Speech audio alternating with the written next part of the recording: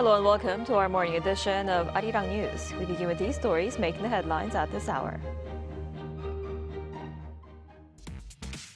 President Lee Jae-myung met his U.S. counterpart President Donald Trump on the sidelines of the NATO summit in Turkey and discussed follow-up measures on military shipbuilding cooperation. He is now in Mongolia for a state visit, the final stop of his two-leg trip.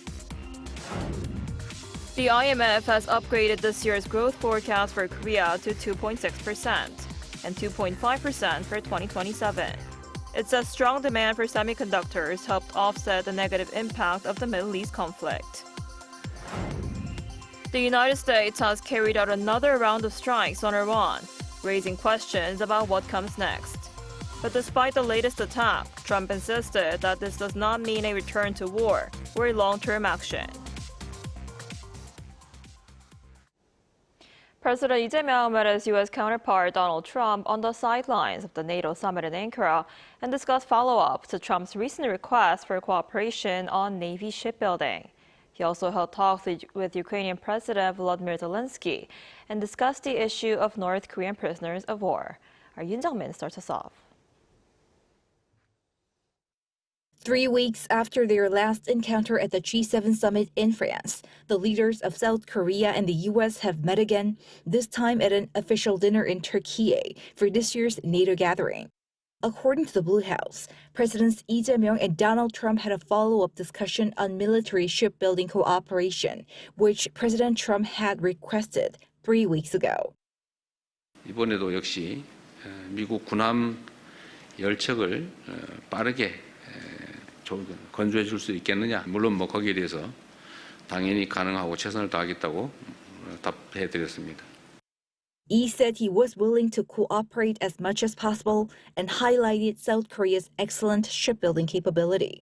The leaders have agreed to continue talks at a working level on what's been dubbed the Make America Shipbuilding Great Again project.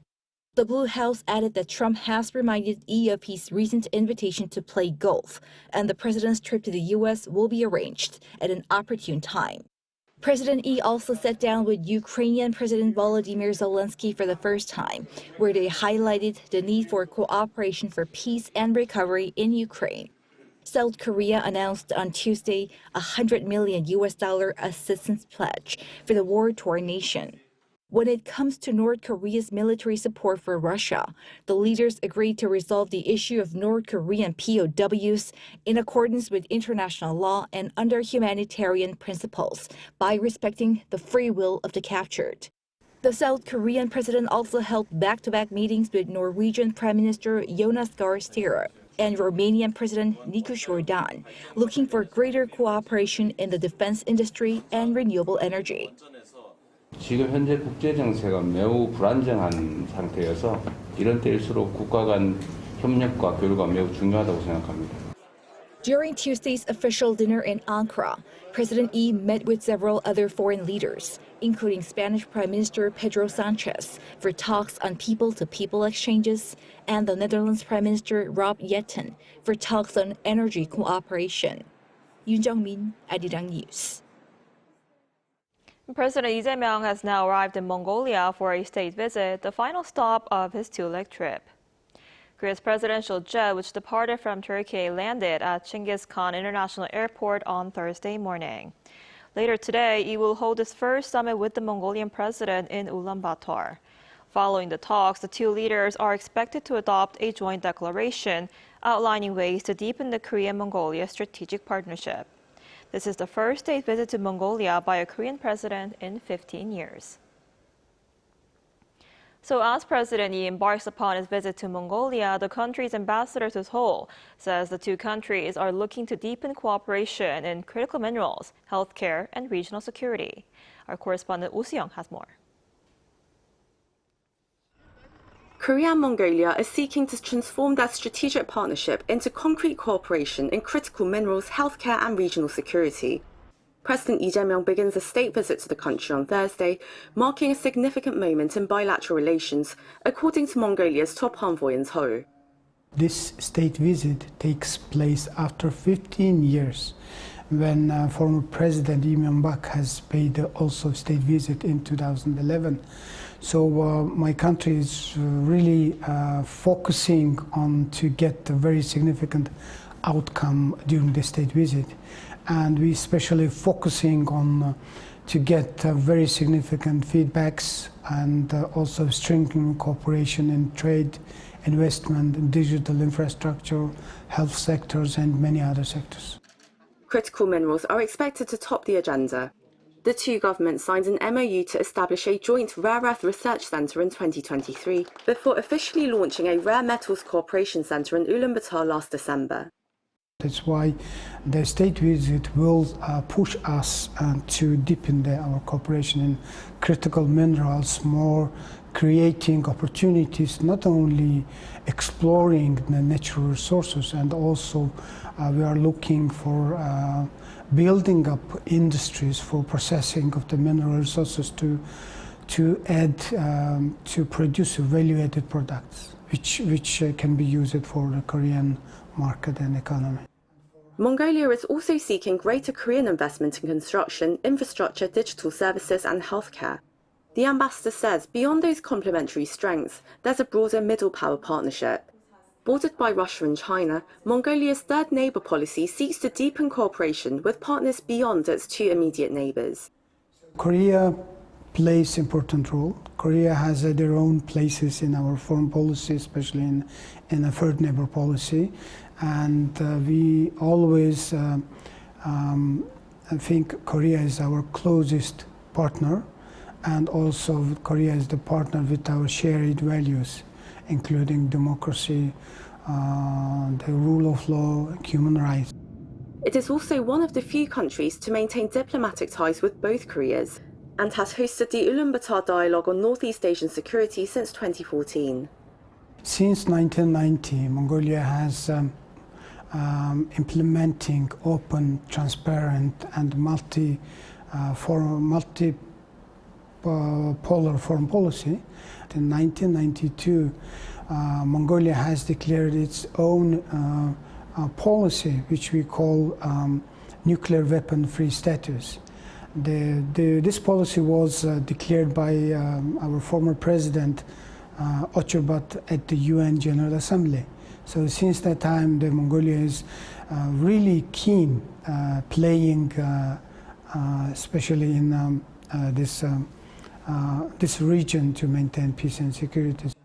The Blue House says the leaders are expected to present a shared vision for a golden era of bilateral ties, spotlighting critical minerals, food security, healthcare, science and technology, and peace and stability on the Korean Peninsula. Youn Yuh-jung, Arirang News. And now for more on President Lee's trip to Turkey and Mongolia, we're joined today by Dr. Daniel Connolly, Associate Professor of International Relations at Hankuk University of Foreign Studies. Professor Connolly, thanks for coming on today. Thank you for inviting me. So President Lee was at the NATO summit in Ankara, and he aimed to boost defense cooperation with NATO countries. And what he suggested was that Korea and the alliance move beyond simply buying and selling weapon systems and build a new partnership focused on jointly developing, producing, and operating these defense systems. What's your take on this plan, and how are Korean weapon systems currently viewed in Europe? Well, I think it's definitely a perfect time for what President Lee called the Defense Industry Partnership 2.0. And this is because Europe right now, they gave away a lot of their gear to Ukraine. They're under huge pressure from the United States to increase their defense budgets. But the irony is even if a lot of these European countries want to buy American weapons, America's own kind of war in Iran has depleted a lot of these systems. So Europeans are quite low down on the list of purchasers. And this means that South Korea right now is in many ways a perfect partner. It has the industrial capability to build a lot of these weapon systems. And the weapon systems that Korea builds have a very strong, kind of, we could say DNA with US technology, NATO technology. There's a lot more compatibility there than many alternative arms industries. But there is resistance. Europe has its own very strong arms industries. And a lot of countries like Germany are actually competitors with South Korea in export markets. This is why NATO membership is kind of like a fence keeping outsiders out. And we see this just recently with Canada's decision to buy submarines from Germany and Norway rather than South Korea, a decision that a lot of people have identified NATO membership was kind of the deciding point in making that decision. So I would see President Lee's proposed partnership as really an attempt to climb over this NATO walled garden and become a NATO-like arms supplier to the continent. Right. And President Trump, he was also at the NATO summit and he criticized European nations and accused them of abandoning the United States during the Iran war. And this was sort of widely seen as a major twist for an event that had been aimed at showcasing how alliance members were stepping up defense spending and focusing on support for Ukraine. What message was Trump trying to send to his NATO allies? Right. And well, let's be honest, Trump is a bully and Europeans are quite easy to bully these days. They're very militarily dependent on the United States. They're basically fighting a proxy war with Russia right now. They don't have a lot of room to maneuver. And I would say that in the last few years, when Trump bullies Europeans, the European states largely fall in line. And let's not forget NATO General Secretary Mark Rutte calling Trump daddy. This kind of encapsulates the whole dilemma that European states have. And at this summit in particular, they were really keen to brag about their increased defense budgets. And Trump rather instinctively decided to go on the offensive. So instead of treating Europeans kindly because of their defense budgets, he attacked them for not supporting him in Iran. This kind of put them on the back foot. And then just on the last day of the summit, Trump responded quite positively to Europeans, reaffirmed Article 5. And I would say if you look at this entire summit, Trump by himself was playing good cop and bad cop with the Europeans and kept them off balance. And I would say this is part of his bargaining strategy. I see. And what Trump also said is that the United States will give Ukraine a license to produce Patriot defense systems to counter missile attacks from Russia. What impact could this have on the course of the war? It's now dragged on for more than 4 years now. Right. And in the short term, I don't think it will have a big effect. Definitely, it's a good diplomatic show of support for the Ukrainian state. But even the United States struggles to make 600 of these missiles a year. So it seems doubtful that Ukraine, which has its industries getting bombed by Russia on a regular basis, could do much better in the short term. Now, of course, Ukraine has a very strong arms industry and they are much more motivated than maybe US manufacturers. But the practical realities means it's going to take a long time before we see production lines actually producing missiles. It's also important to note that Trump apparently didn't consult with the US manufacturers of the missiles, Raytheon and Lockheed Martin. They may not be overjoyed for their intellectual property to be given to the Ukrainians, and the details of the licensing agreement will be the tricky part. So I would say in the short term, no major change, but this war has gone on for 4 years. If it goes on for another 4 years, then it may have a bigger impact. And I would say this is characteristic of Trump deal making. Make flashy promises. The details are much more difficult to iron out in the future. I see. And NATO countries are now planning to spend more than $50 billion over the next 10 years on a new long-range missile system. What does this suggest about the future direction of Europe's defense strategy? Right. And globally, we are seeing a change in how wars occur. And a lot of scholars call this remote warfare, where two countries use long-range missiles and drones and cruise missiles to attack each other instead of using ground forces. And I would say that Europe's shift to building this missile system is a very pragmatic realization that traditional force projection is becoming somewhat obsolete in an era of missiles. I am a little skeptical, though. This, again, is a $50 billion promise. will Europeans actually be able to come together and make this weapon system? That is maybe the open question. And definitely this kind of missile project would be something that the Korean arms industry would love to participate in. South Korea already has a very strong expertise in these kind of long-range precision strike. But again, a lot of European states will want an indigenous solution, and President Trump would much prefer the Europeans buy an American missile. So this goes back to the opening question about the defense partnership and President Lee's kind of attempts to get into this NATO market. Right.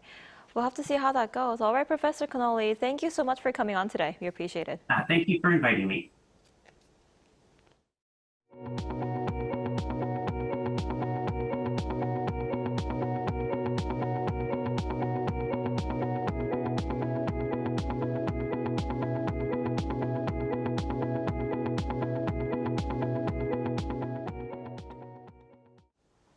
The global AI boom has given Korea's economy a boost, according to the IMF, as it raised the country's expected growth rate in 2026 to 2.6% from previous 1.9%, saying that the chip exports completely offset the Middle East situation, despite the nation's reliance on the region for energy. Our Kim Do-yeon reports. The International Monetary Fund has sharply upgraded its 2026 economic growth forecast for Korea to 2.6%. This is a 0.7 percentage point increase from the April estimate. The adjustment closely tracks recent revisions by the Bank of Korea and the OECD, which both raised their growth forecast to 2.6%. According to the IMF's July World Economic Outlook update released on Wednesday, in Korea, growth is expected to rise to 2.6% in 2026 and 2.5% in 2027, buoyed by strong external demand for semiconductors, which dominates the negative impact of the war. With these revisions, Korea's growth trajectory stands as the highest among advanced economies for 2026 and 2027. The report highlighted a remarkable performance in the first quarter of the year. The IMF noted that Korea surprised with a 7.5% growth rate in the first quarter, more than 4 times the 1.8% projected in April, powered primarily by a semiconductor and AI hardware export boom. The agency categorized the country as one of the top 4 net exporters of artificial intelligence hardware globally.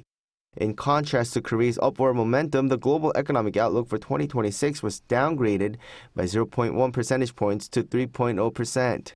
The IMF observed that national growth paths are diverging sharply based on 2 conflicting forces: negative supply shocks from the Middle East war and positive technology shocks from the AI value chain.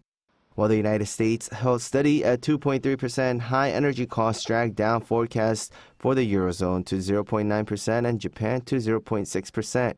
China's forecast rose to 4.6% on high-tech manufacturing, while the Middle East and Central Asia saw a severe cut down to 0.7% due to energy export disruptions.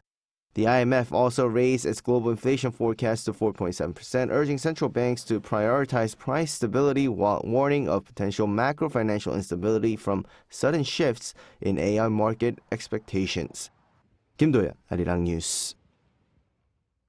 Over in the Middle East, despite a ceasefire declared just weeks ago, the United States carried out another round of strikes on Iran on Wednesday.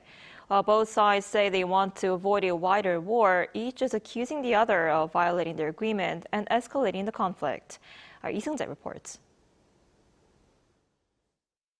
The United States carried out another round of military strikes on Iran on Wednesday, just hours after President Donald Trump declared that recent Iranian attacks on commercial vessels in the Strait of Hormuz had effectively ended the ceasefire between the two countries. According to U.S. military officials, the strikes were aimed at further degrading Iran's ability to threaten freedom of navigation through the strategic waterway. Iranian state media reported explosions in several locations, including the southern port cities of Bandar Abbas and Sharik, as well as Bushehr, the site of a nuclear power plant complex. The latest operation comes a day after U.S. forces targeted Iranian military sites and port facilities in response to Tehran's attacks on several merchant ships off the coast of Oman. Despite the latest military action, President Trump said he does not believe the situation will develop into a full-scale war. No, I don't think it's going to start again. I think it's going to go very quickly. They hit a couple of ships, and so we hit them much harder. Meanwhile, Tehran accused Washington of violating the framework agreement reached between the two sides. Iranian Foreign Ministry spokesman Ismail Baghei said the U.S. had undermined the Memorandum of Understanding through what he described as unilateral military actions and aggression. In a post on X, Baghei said the agreement was never based on trust, but rather on a principle of commitment in return for commitment. He argued that Article 5 of the memorandum gives Iran the authority to determine arrangements for the safe passage of ships through the Strait of Hormuz, and also accused the U.S. of violating that provision through its military operations. Baghei added that Iran will continue to defend its national interests and exercise its sovereignty. Lee Seung-jae, Arirang News. Veteran Korean actress Youn Yuh-jung has been nominated for the 78th Primetime Emmy Awards, earning a nod for Outstanding Supporting Actress in a limited or anthology series or movie for her role as Chairman Park in Season 2 of the Netflix series Beef. Yoon's special appearance alongside Song Kang-ho drew praise and an Emmy win to add to her Academy Awards Best Supporting Actress victory for Minari, and it will make her one of the few actors to win top honors in both film and television. So far, Lee Jung-jae remains the only Korean Emmy winner for Squid Game. The 78th Emmy Awards will be held on September 14th at the Peacock Theater in Los Angeles.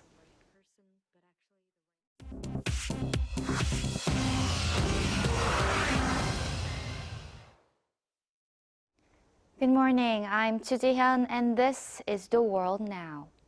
President Donald Trump announced Wednesday that the United States would permit Ukraine a license to manufacture Patriot missile interceptors domestically, marking a significant shift in military support. Trump made the announcement during a meeting with Ukrainian President Vladimir Zelensky at the NATO summit in Ankara without providing further details. The move represents a departure from previous tension between the two leaders, which included Trump calling Zelensky, quote, ungrateful. Ukrainian officials welcomed the announcement as an important step towards strengthening the country's air defense capabilities. Trump said he would speak with Russian President Vladimir Putin later Wednesday and described both leaders as difficult negotiating partners in ending the war. China will allow some domestic technology companies to purchase a limited number of Nvidia's H200 processors, signaling eased restrictions on importing American semiconductor technology. Companies including Alibaba, ByteDance, and DeepSeek have received notification of the new purchasing permissions. Businesses must specify the quantities needed and provide justification to receive approval. The decision comes months after Washington cleared the sale domestically, with Beijing previously citing security concerns and worries about undermining homegrown chip development. The total number of processors approved for purchase remains under discussion, with estimates suggesting fewer than 200,000 units. In Bangladesh, a landslide struck a girls' school inside a refugee camp, killing 7 students and 1 teacher. The landslide buried the school in the coastal city of Cox's Bazar on Wednesday. 5 other children were rescued and taken to hospitals for treatment. Monsoon rains have battered the region since Sunday, triggering landslides across the area. More than 1 million Rohingya refugees live in the settlement, the world's largest refugee camp. Authorities have issued warnings for continued flooding and landslides as more rain is forecast for the coming days.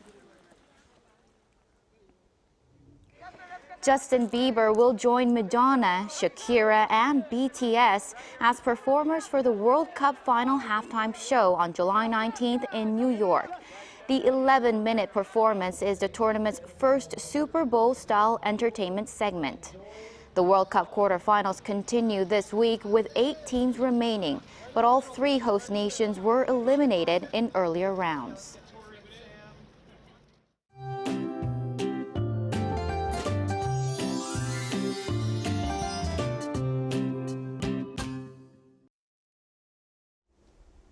Much of the country remains under the influence of the monsoon front this morning, bringing heavy rain to many areas. Korea's Chungcheong-do provinces are facing the toughest conditions this morning, with downpours lashing down 70 millimeters per hour, prompting multiple emergency disaster texts issued for residents in the area.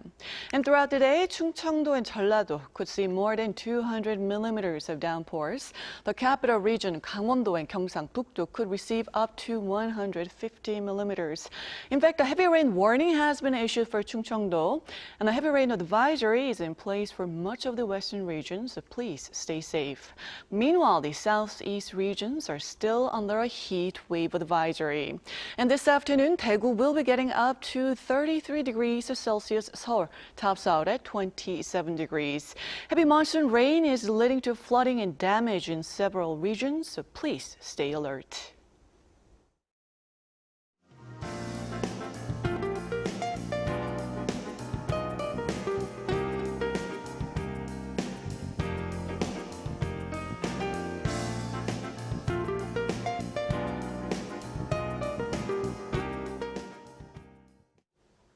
Now that's all we have for this morning. Arirang News will be back at noon Korea time. Thanks for watching.